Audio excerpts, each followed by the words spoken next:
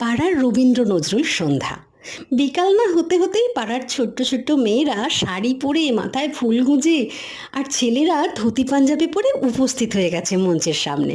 তাদের উৎসাহ উত্তেজনা আর ধরে রাখা যাচ্ছে না। কতক্ষণে হবে তাদের অনুষ্ঠান?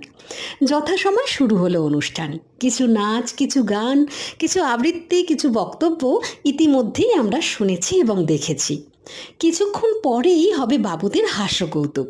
সেজন্য বাবু এখন রেডি হতে বাড়িতে এসেছে। যিনি ধুতি পরিয়ে দিচ্ছেন ইনি হলেন আমার পিসেমশাই। আমাদের গ্রাম বাংলায় এভাবে মাটিতে বসে অনুষ্ঠান দেখার একটা আলাদাই আনন্দ, আলাদাই ঐতিহ্য। শুরু হয়ে গেছে হাস্যকৌতুক।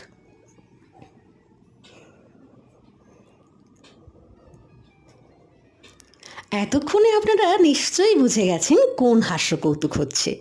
তো কমেন্টে অবশ্যই জানান হাস্যকৌতুকের নাম।